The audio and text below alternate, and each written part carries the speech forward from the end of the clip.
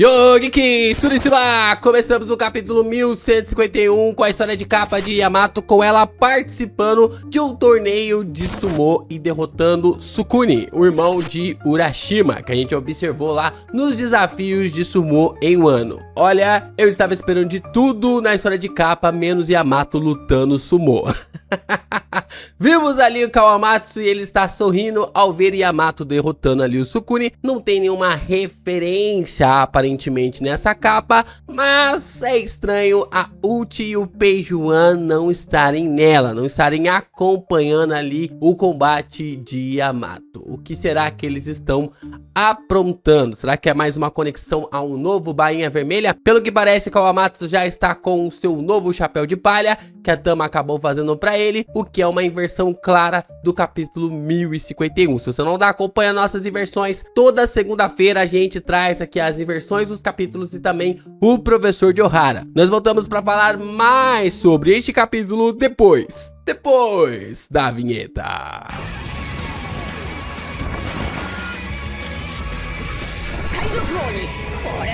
Voltamos exatamente de onde o capítulo passado havia terminado e vemos Kashi desesperado tentando impedir a morte do Jaro, dizendo que os chefes devem esperar. Ele diz que Jaro é o guerreiro mais velho do mundo e que ele é o herói lendário e a pessoa que eles sempre admiraram. Mas o exército liderados por Doi e por Brook, quase como um estrondo ali de Shingeki no Kyojin controlado por Eren Yeager, não para e saem atropelando todas as coisas. Eu não acharia estranho se o Oda estivesse ou até mesmo fizesse ali uma referência a Shingeki no Kyojin aqui, com os gigantes sendo controlados, esmagando tudo e a todos pelo caminho. O Brook então ali concorda, olha só que coisa interessante, o Brook concorda ali com o Kashi, chamando ali pelo personagem, mas diz sorrindo que o gigante que eles tanto admiraram agora está acabado pela velhice e que por isso vão dar o golpe final. Dory então começa ali a dizer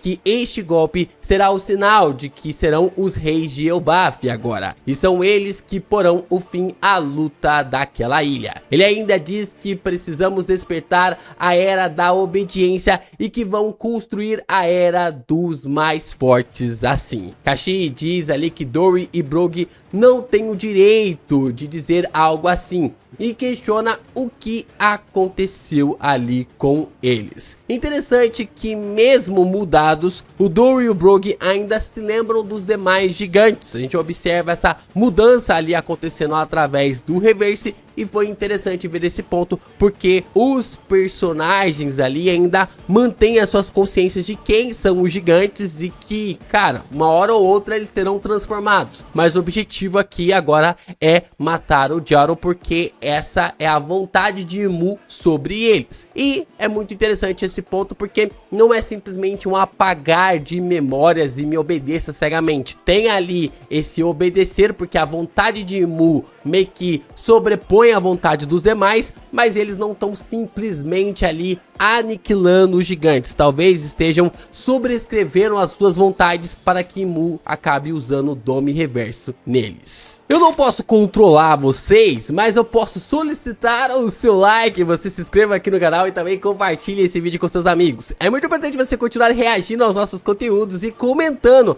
para que o YouTube divulgue ainda mais os nossos vídeos de One Piece por aqui. E você ainda pode se tornar membro aqui do canal e mandar o seu valeu. Dá essa força, dá essa moral, a gente sempre traduzindo os capítulos aqui. Então você, quando se torna membro ou manda o seu valeu ou até mesmo o seu hype, você já ajuda a gente pra caramba a atingir novos inscritos aqui pro canal, principalmente com os conteúdos de One Piece. Vemos ali no meio da correria um dos gigantes pedindo para o Kashi se afastar e diz que eles foram virados e se tornaram assim outras pessoas e que agora são das trevas por dentro e por fora. E quando ele assume a posição do Kashi, logo o Dome Reverse funciona nele também. Ou seja, quando ele estava ali na posição, ele meio que tira o Kashi dali do lado e o Dome Reverse acaba funcionando neste gigante. Nós observamos então a habilidade de Imu funcionando de uma forma bem idêntica ao jogo Reverse, que é um jogo japonês ali, que o objetivo é transformar peças pretas em brancas e vice-versa. O engraçado deste jogo é que quem está com a cor preta sempre tem a vantagem de começar com suas jogadas. Bem parecido com o que Imu fez nos últimos capítulos, visto ali que Imu começou os seus ataques sem estar ali sequer com o Luffy perto ali dela, né, ou dele. E é bem interessante ver essa conexão que o Oda tá fazendo com o jogo. Oda faz a referência de duas pedras pretas ficarem em diagonal, fechando a pedra branca. Quando isso acontece, a pedra branca precisa ser transformada em pedra preta. Não existe limite de transformação na vertical, na horizontal e na diagonal, ou seja, o jogo não acaba enquanto não tiver mais movimentos no tabuleiro e que o oponente não possa realmente jogar, ou o oponente não possa ali jogar, ter mais movimentos ali para jogar.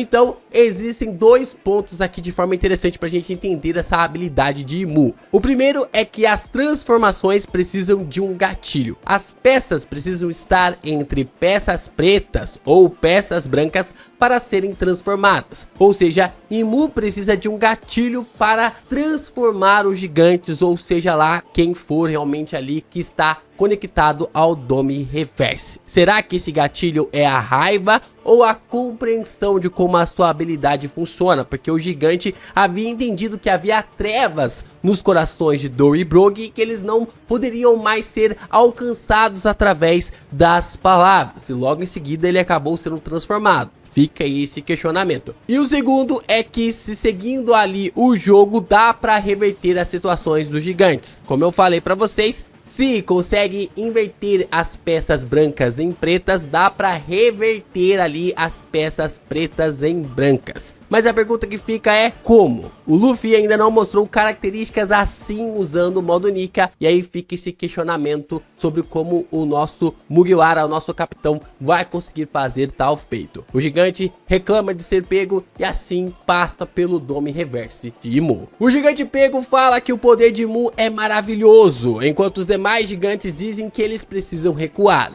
Dory começa a descer o cacete ali no chão, batendo com seu tridente e mandando os gigantes para longe. Os gigantes então estão desesperados, correndo até que vemos Ripley. Ela está confusa sobre o que está rolando, mas grita para Colon que ele será salvo. E a Sam com certeza irá salvá-lo.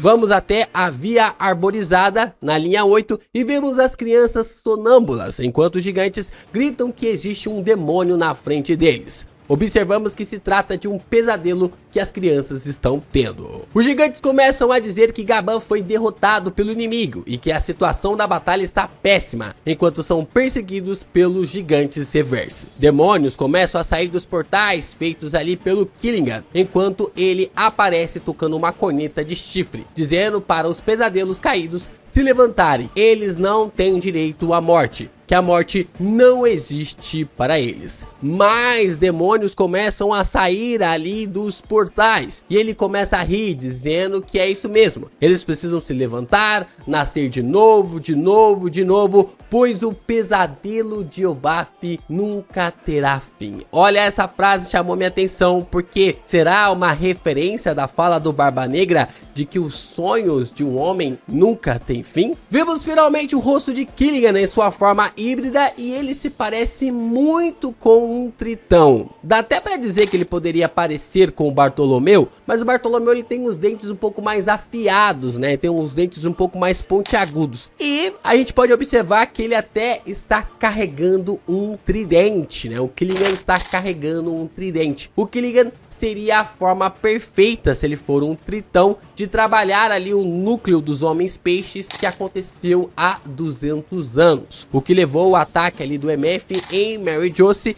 e esse romper do governo mundial em gerar ali uma paz para essa região, né, gerar menos perseguição, mas o que acabou ocasionando ainda mais preconceito contra os tritões. Então, será que a família Himoshifu, a família ali do Killingan, eram os verdadeiros governantes da Ilha dos Tritões, assim como os Don Quixotes eram de Dressrosa? É interessante ver essa possibilidade de que um tritão pertence também aos Triobitos, né? Pertence também a essa raça de malditos e que basicamente as pessoas às vezes só estão esperando um momento, vivem em perseguição, mas às vezes só estão esperando um momento para passar a rasteira no seu povo e ficar no poder quando bem quiser. O Killian diz que as coisas estão ficando animadas e pedem para os seus MMAs continuarem causando o caos o quanto quiserem, e que tudo é culpa de Elbaf e que se aquela pessoa chegou, então ele não precisa pegar leve. Aqui tem um ponto interessante porque em japonês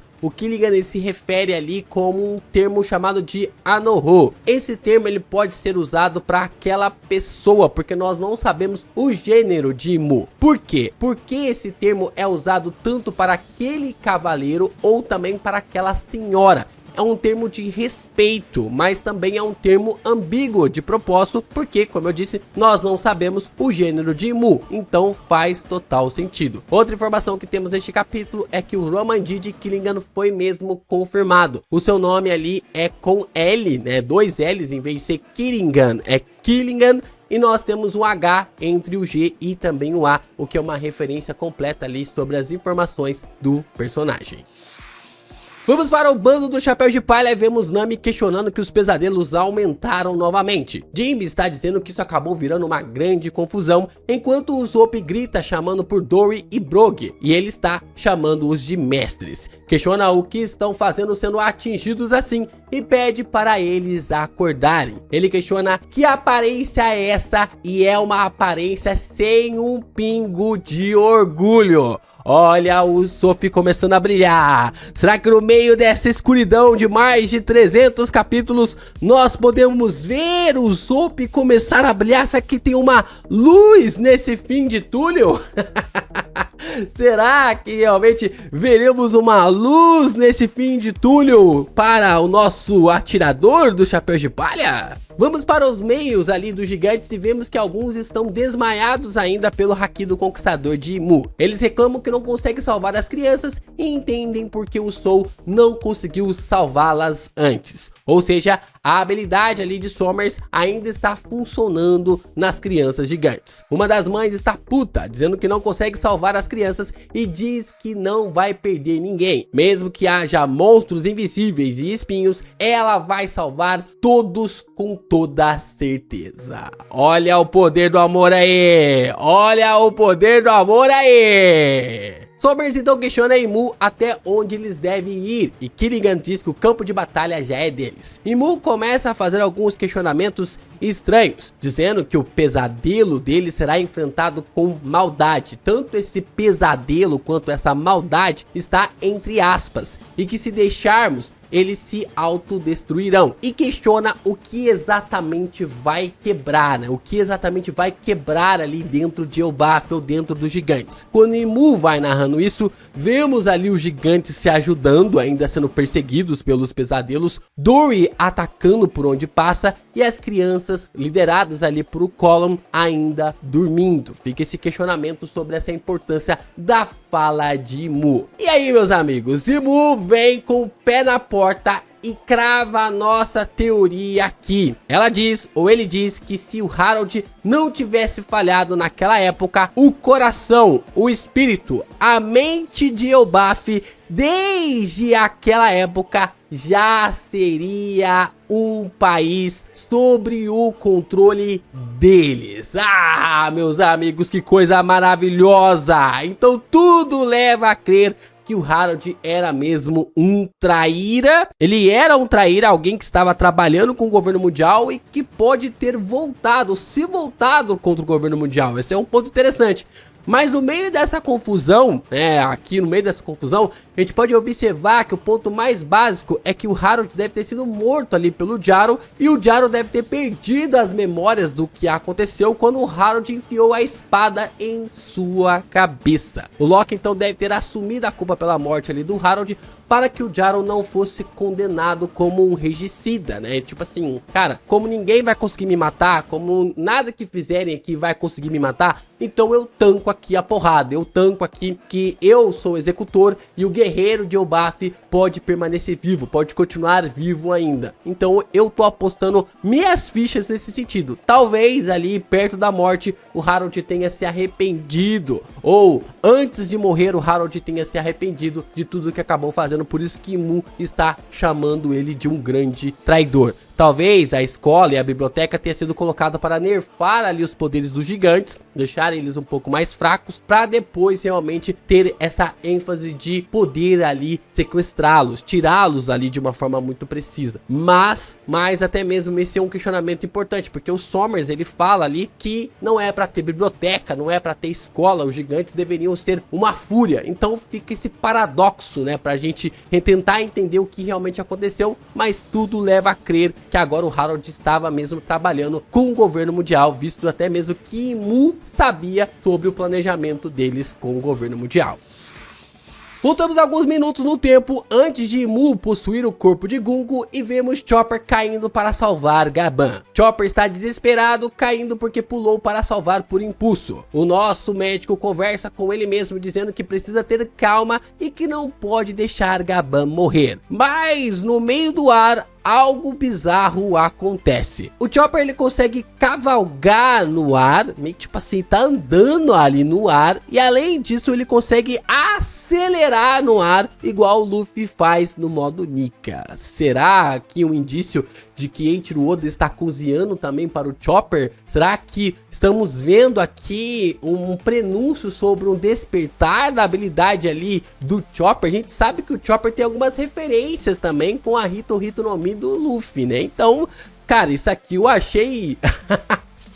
achei bizarro, eu achei no mínimo bizarro essa movimentação do Chopper fazendo a perninha acelerada que só o Luffy consegue fazer no modo Nika. Vemos ali o Chopper usando o Guard Point e ele consegue salvar o Gaban da queda, caindo no meio de algumas montanhas. Nós observamos então uma discussão do Loki e do Harudin, e eles estão falando ali sobre o Loki ter matado ali o rei Harold, com o Harudin dizendo que o rei também era o seu pai. Loki questiona Harudin se alguém assim como ele machucaria o seu próprio pai, o que parece fazer Harudin querer brigar com Loki mais uma vez, mas os gigantes lhe interrompem. Só que é nesse momento que o Luffy percebe algo, que o Chopper acabou de cair no submundo. Alguém responde que ouviu algo também, e outro responde que não ouviu nada. Loki então confirma a sensação do Luffy, algo realmente caiu e está do outro lado da montanha. Luffy questiona para si mesmo como ele sabia que era o Chopper que tinha caído, e acaba dizendo que tem mais um com ele, só que está enfraquecido. Enquanto o Luffy fala, ele está comendo mais uma coxona de carne para variar.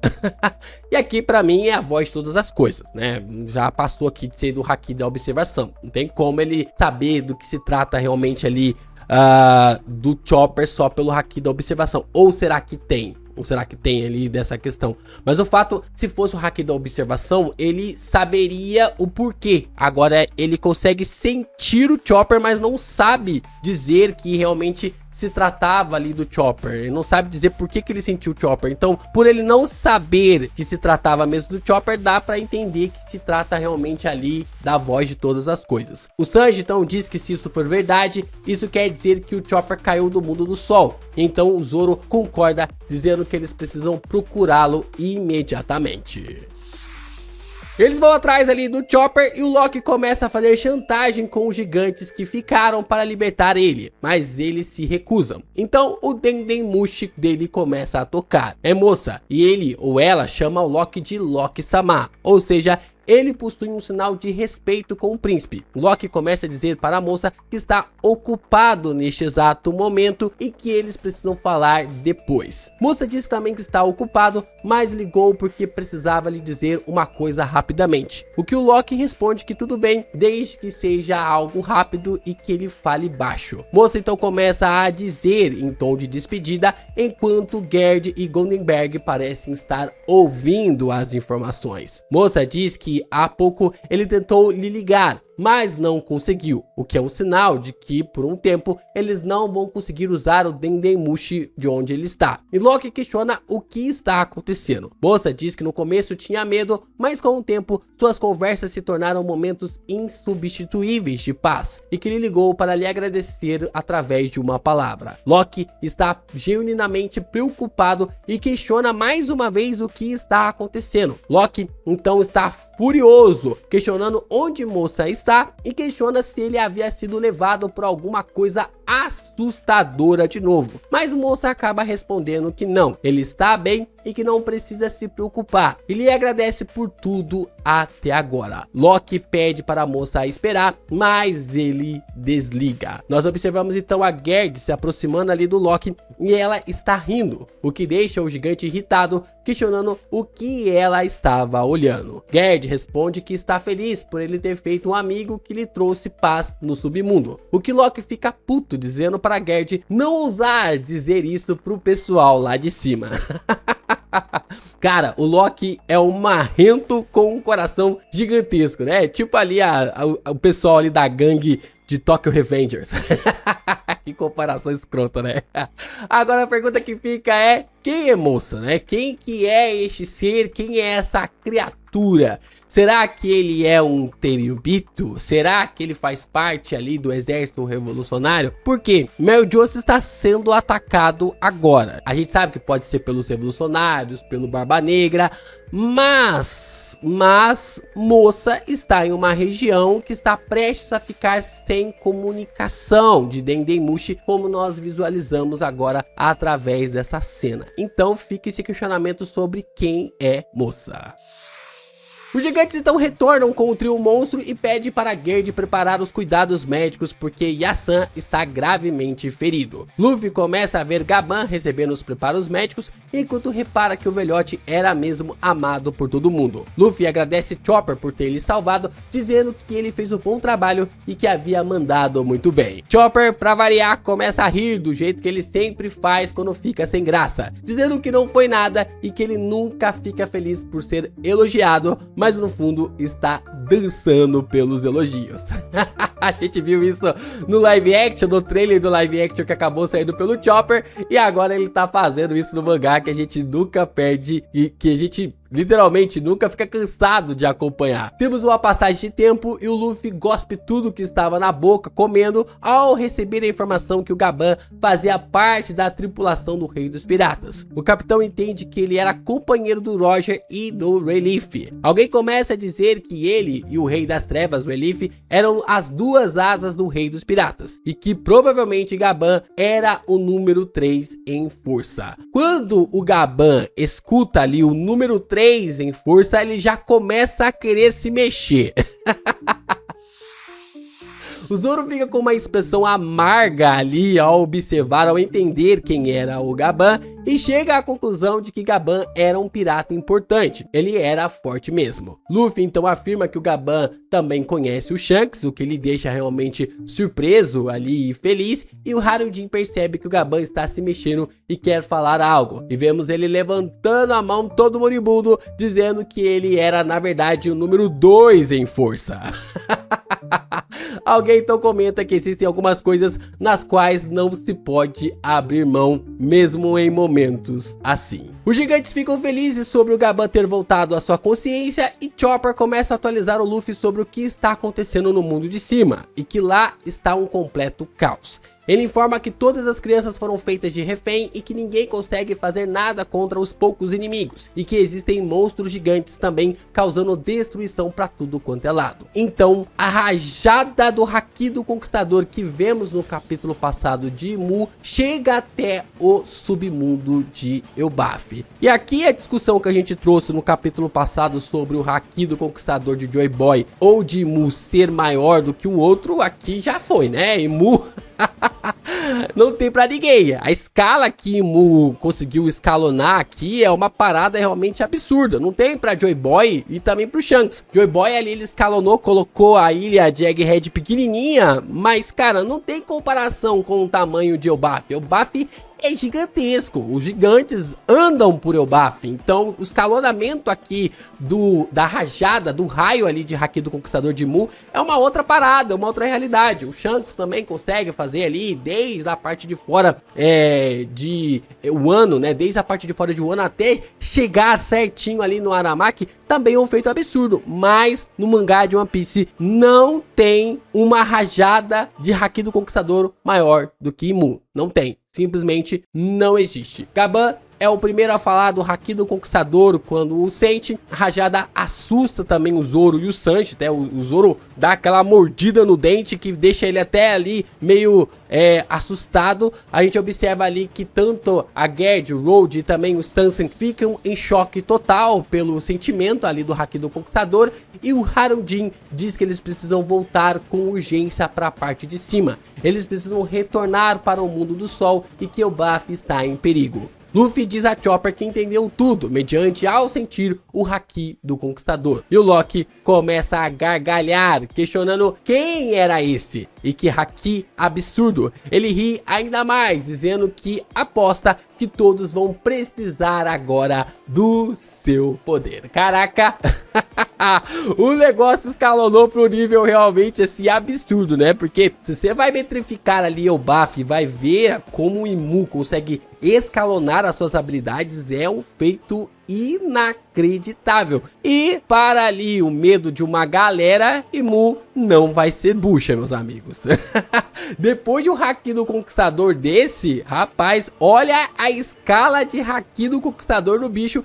É simplesmente impossível Imu ser uma bucha. Caraca, vai ser difícil, hein? Vai ser difícil, vai ter que juntar uma galera aqui. Se o Luffy não unir forças com Loki ou outras surpresas, como o Sop gigante, a gigantificação ali do Sop, vai ser difícil parar Imu. Deixa aqui nos comentários o que vocês estão pensando, o que vocês realmente estão ali intrigados sobre este capítulo, como parar o rei do mundo.